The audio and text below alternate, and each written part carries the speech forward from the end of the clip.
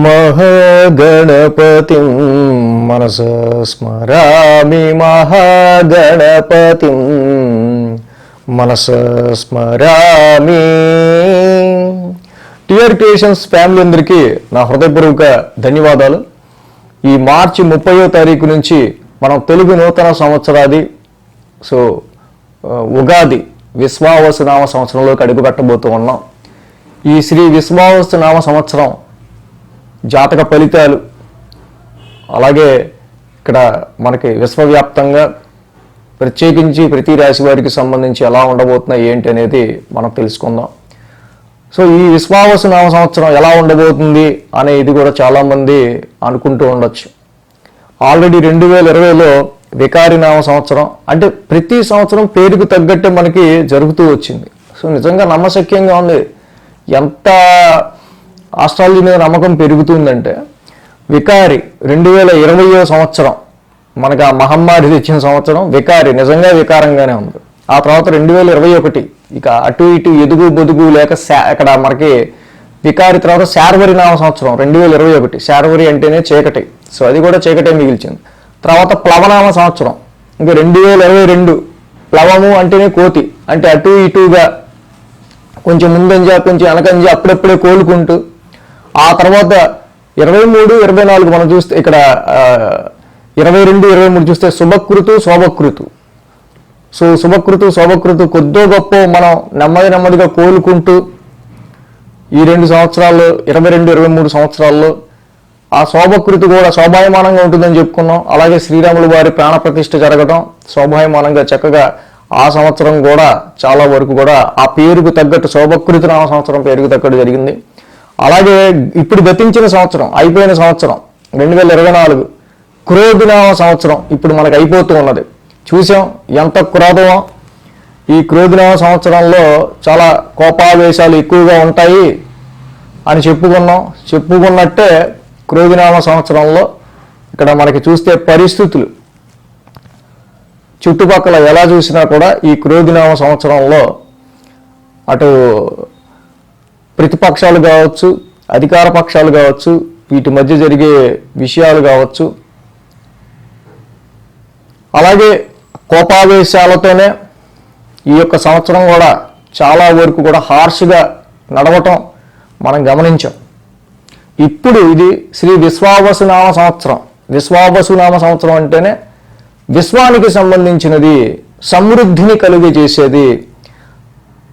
ఈ విశ్వావసు నామ సంవత్సరంలో పుట్టిన ప్రతి ఒక్కళ్ళు కూడా సమృద్ధిగా ఉంటారు అనేది సూక్తి జనరల్గా. కాబట్టి తప్పకుండా క్రోధినామ సంవత్సరంలో ఏదైతే కోపావేశాలతో కూడిన సంవత్సరంగా మనం దాన్ని పరిగణించుకున్నామో, అలాగే హార్ష్గా జరిగిందో ఈ సంవత్సరం అంతా, ఈ విశ్వావసు నామ సంవత్సరంలో తప్పకుండా అందరికీ కూడా సమృద్ధి కలిగించాలని ఆ పేరుకు తగ్గట్టే మనం కూడా కోరుకుందాం. కలిగిస్తుందనే అనుకుంటున్నా. ఎందుకంటే ఇక్కడ పోయిన క్రోధినామ సంవత్సరంలో కుజవక్రం, కుజస్తంభన, గురువక్రం, శనివక్రం, బుధవక్రం, శుక్రవక్రం, అన్ని గ్రహాలు వక్రమే. 1 నెల ఉండాల్సిన శుక్రుడు 4 నెలలు, 1 నెల ఉండాల్సిన కుజుడు 6 నెలలు, ఇక్కడ గురు శనుల వక్రం ఇటు ఉంటుంది. బుధుడు కూడా 2 సార్లు వక్రించి 20 రోజులు ఉండాల్సిన బుధుడు 60 రోజులు ఉండటం. ఈ విధంగా ముందడుగు పడకపోవటం, ఎక్కువగా ముందడుగు పడకపోవటం, అంతా కూడా వెనకడుగే ఉండటం, అన్ని పనులు స్తబ్దుగా ఉండటం మనం గమనించి ఉండొచ్చు. ఈ విశ్వావసు నామ సంవత్సరంలో గ్రహాల వక్రాలు తక్కువ. గురు శనులు జనరల్గా వక్రిస్తారు, కానీ కుజస్తంభం లేదు, శుక్రుడు కూడా స్తంభించడు. ఆల్రెడీ ఇక్కడ మనకి ఫిబ్రవరిలోనే ఆయన ఇక్కడ మార్చిలోనే ఆయన వక్రిస్తున్నారు కాబట్టి ఇంకా సంవత్సరం దాకా తిరిగి వక్రించారు. కాబట్టి మేజర్గా గ్రహ వక్రాలు అయితే చాలా వరకు ఈ సంవత్సరం లేవనే చెప్పాలి. తప్పకుండా అందుకు ముందడుగు పడే ఆస్కారాలే, గ్రహ వక్రాలు తక్కువగా ఉన్నాయి కాబట్టి ఇక ఫార్వర్డ్ మోషన్సే, ముందుకు వెళ్ళే పరిస్థితులే ఈ సంవత్సరం మనకి ఎక్కువగా కనిపిస్తున్నాయి. కాబట్టి విశ్వావసు నామ సంవత్సరం అన్ని రంగాల వారికి మంచి చేస్తూ సమృద్ధిని కలిగించాలని మనం కోరుకుందాం. అలాగే అసలు ఈ యొక్క ఉగాది ప్రాశస్యాన్ని మనం తీసుకుంటే అసలు ఏంటి విశ్వావసు నామ సంవత్సరం అని మనం తెలుసుకున్నట్టయితే కనుక ఇది ఒక పురాణ గాథ. నారదుడికి నా అంత విష్ణు భక్తుడు ఎవరూ లేరు అనే చాలా ఒక రకమైన భావన ఉండేది. ఆ తర్వాత శ్రీమన్నారాయణుడే నువ్వు అంత భక్తుడువా, అయితే నిన్ను పరీక్షిస్తానని చెప్పి నారదుడు ఒకరోజు నదిలో నీరు తాగుతుండగా స్త్రీగా మార్చటం. ఆ తర్వాత ఆ నారదుడు గతాన్ని మర్చిపోయి ఒక ఋషితో వివాహం ఆడడం. ఆ ఋషికి నారదుడికి పుట్టిన సంతానమే 60 ప్రభవ, విభవ, ప్రమోదూత, ఇలాగా 60 పిల్లలు నారదుడికి పుట్టడం. ఆ తర్వాత నారదుడు ఉన్న ఆ యొక్క ప్రదేశానికి వరదలు రావటం, అక్కడ సంతానము వీరంతా కూడా వరదల్లో కొట్టుకుపోవటం.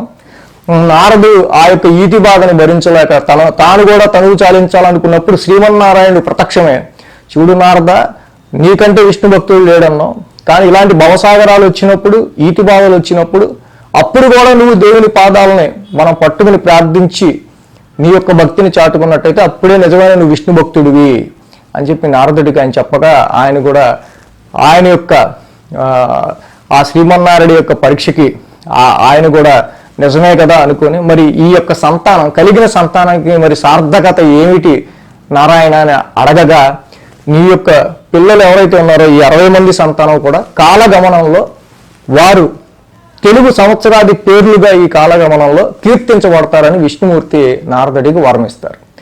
ఈ విధంగా ఈ విశ్వావసునామ సంవత్సరం 39వ పిల్లాడు, నారదుడికి పుట్టిన 39వ పిల్లాడు, 39వ తెలుగు సంవత్సరం విశ్వావసు నామ సంవత్సరం అనేది.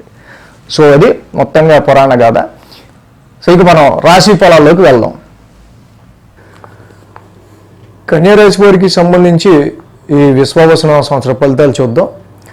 ఉత్తర 2, 3, 4 పాదాలు, హస్త 1, 2, 3, 4 పాదాలు, చిత్త 1, 2 పాదాలు కలిపి కన్యారాశి. సో ఇక్కడ టో, పా, పి, పు, షం, నా, ఢ,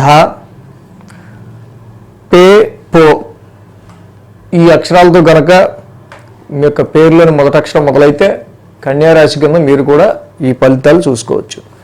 కన్యారాశి వారికి ఈ సంవత్సరం ఆదాయం 14, వ్యయం 2. ఆదాయం బాగానే ఉంది రాశి వాళ్ళకి. కొంత వీళ్ళని అడిగి తీసుకుంటే పోతుంది ఎవరైనా, పాపం తక్కువ ఉన్న వాళ్ళు ఆదాయ వ్యయాలు. అలాగే రాజపూజ్యం 6, అవమానం 6. ఎంతమంది అయితే పొగుడుతారో అంతమంది కంప్లైంట్లు ఇవ్వడం రెడీగా ఉంటారు.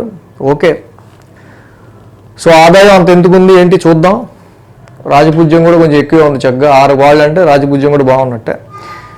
ఈ రాశి వారికి ముఖ్యంగా మే 15వ తారీఖు నుంచి కూడా గురుడు దశమస్థాన సంచారంలో ఉంటూ ఉన్నారు కన్యారాశి వారికి సంబంధించి. అలాగే శని కూడా ఈ రాశికి 7వ స్థానంలో శని యొక్క సంచారం జరుగుతుంది. ఇద్దరు కూడా తామ్రమూర్తులుగా సంచారంలో ఉంటూ ఉన్నారు. రాహు కేతువులు కూడా ఈ మే నెలాఖరు నుంచి కూడా షష్టమంలోను వ్యయంలోను రజితమూర్తులుగా, షష్టమంలో రాహు, వ్యయంలో కేతువు రజితమూర్తులుగా చక్కగా వీళ్ళు గోచారంలో ఉన్నారు. ఈ సంవత్సరం అన్నిటికంటే అద్భుతంగా వీరికి యోగిస్తున్న గ్రహం ఏదన్నా ఒకటి ఉందంటే అది రాహువు. పైగా రజతమూర్తిగా శని కంటే, గురుడి కంటే, కేతువు కంటే రాహు యొక్క బలం ఈ రాశి వాళ్ళకి లాంగ్ రన్గా నిలుస్తుంది. అది ఎలాగా? కోర్టు కేసులు అనుకూలంగా మారడం విషయంలో అయినా, శత్రువులను జయించే విషయంలో అయినా, రుణ ఒత్తిళ్లు తట్టుకుని నిలబడే విషయంలో అయినా. సో ఇక్కడ హెల్త్ ఇష్యూస్, హెల్త్ ప్రాబ్లమ్స్ లాంటివి జనరల్గా వస్తుంటాయి. సో బట్ వాటిని ఓవర్కమ్ అయ్యే విషయంలో అయినా షష్టమ స్థానంలో ఉన్న రాహు మెటీరియలిస్టిక్ గెయిన్స్ని, అంటే చాలా సునాయాసంగా ధనాన్ని సంపాదించుకునే చాకచక్యతని రాహు మీకు ఇస్తూ ఉండగా, రుణ రోగ శత్రుస్థానమైన షష్టమ స్థానంలో ఈయన యొక్క గోచారం రాహు రజితమూర్తిగా ఉండటం వల్ల శత్రువుల మీద విజయం సాధించడానికి సంబంధించి కానీ, అపోనెంట్స్, కాంపిటేటివ్ ఎగ్జామ్స్లో కానీ ఉత్తీర్ణత సాధించే విషయాల్లో కానీ రాహు బాగా యోగిస్తున్నారు. అదేవిధంగా గురుడు కూడా ఈ రాశికి 10వ స్థానంలో ఉన్నారు. 10వ స్థానంలో గురుడు ఎప్పుడైతే ఎంటర్ అయ్యారో ఈ రాశి వారికి సంబంధించి ముఖ్యంగా ఎక్స్పాన్షన్ ప్లానెట్ 10th హౌస్లోకి రావటం తప్పకుండా జాబ్కి సంబంధించి, ఉద్యోగానికి సంబంధించిన విషయాల్లో పదోన్నతులు, కొంతవరకు వీళ్ళకి ఒక మంచి డిగ్నిటీ కలిగిన స్థానంలో ఉద్యోగంలో ఉంచటం, ఉద్యోగం లేని వాళ్ళకు ఉద్యోగాలు రావటం, ఈ గురుడు 10వ స్థానంలో ఉండటం వల్ల ఎక్స్పాన్షన్ ప్లానెట్ ఉద్యోగ అవకాశాల గురించి వెతుక్కునే వాళ్ళకి తప్పకుండా మంచి అవకాశాలు ఈ యొక్క గురుడు కల్పిస్తాడు. ఈ దశమంలో ఉన్న గురుడు మళ్ళీ ద్వితీయ స్థానాన్ని కూడా చూస్తాడు. 10, 11, 12, 1, 2 ద్వితీయ స్థానాన్ని కూడా చూస్తాడు. కాబట్టి ఆర్థికంగా కూడా వృద్ధి చెందుతారు, ఫైనాన్షియల్గా కూడా ఎదగలుగుతారు, ఆర్థికపరమైన ఇబ్బందులు ఏవి ఉండవు. ఇదంతా ఎలాగ మరి ఆదాయం 14,2 వచ్చిందంటే ఇక్కడ అంటే గురుడి యొక్క బలం కూడా ఈ రాశి వాళ్ళకి చక్కగా దశమ స్థానంలో గురుడు ఉండటం, ద్వితీయాన్ని చూస్తున్నాడు. డబ్బులు ఎలా వస్తాయి? మనం ఏమైనా సంపాదిస్తే, జాబ్ చేస్తే, కెరీర్ వైజ్గా ప్రొఫెషన్ ఏమైనా ఉంటే వస్తాయి. కాబట్టి దశమ స్థానంలో గురుడు ఉన్నంతసేపు కూడా expansion of your job, your work. మీరు పనికి ఏం తక్కువ ఉండదు, 2-3 పనులు ఎప్పుడు చేతుల్లో ఉంటాయి. మీరు వద్దన్న పక్కనోడు సెలవు పెట్టినా, పక్కనోడు మానేసినా మిమ్మల్ని మాత్రం తీసేరు, మిమ్మల్ని మాత్రం ఉంచుతారు. ఆడి పని కూడా మీ చేత చేయిస్తారు అంతే. శ్రమ ఒత్తిడి ఎక్కువ. మనిషి అనేవాడు ఎవడో కూడా ఇంత పని చేసి ఇంత శాలరీ తీసుకోవాలనుకోడు. ఇంత పని చేసి మనకు అంత శాలరీ వస్తే బాగుంటుంది అనుకుంటారు. కానీ ఇక్కడ ఏంటంటే ఫైనాన్స్ ఇబ్బంది ఉండదు, కానీ ఇంత పని చేస్తే కానీ అంత శాలరీ రాదనమాట. పనికి మాత్రం ఎటువంటి డోకా ఉండదు ఈ సంవత్సరం.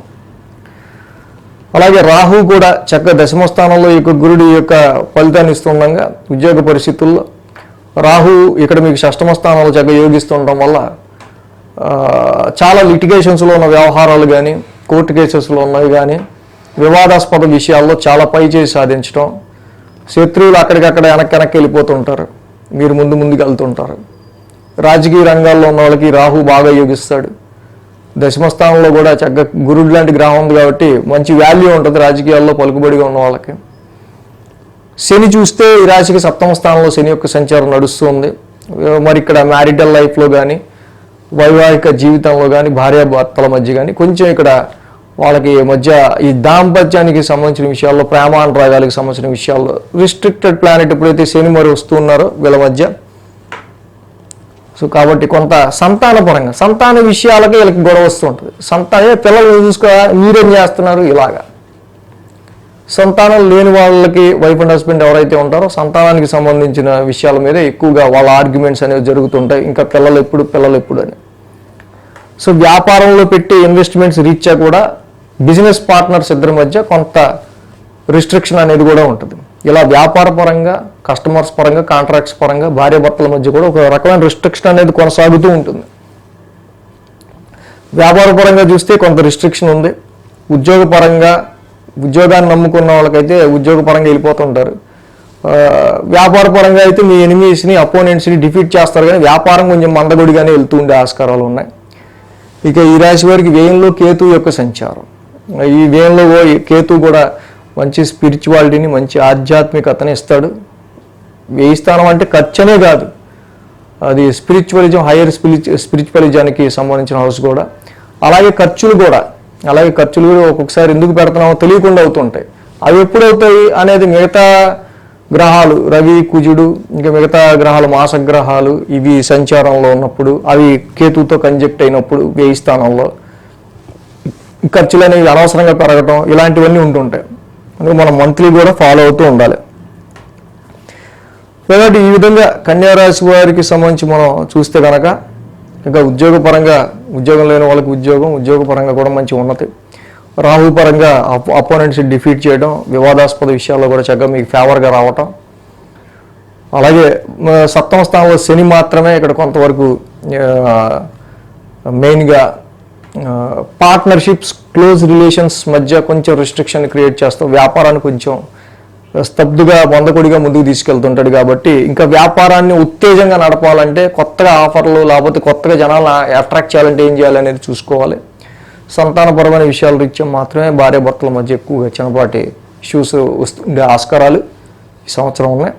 సో కేతువు వల్ల ఏమన్నా పుణ్యక్షేత్రాలు, తీర్థయాత్రలు, లాంగ్ జర్నీస్ వీలాంటి వాటికి వెళ్తే చాలా మంచిది. అది మీకు పాజిటివ్ రిజల్ట్స్.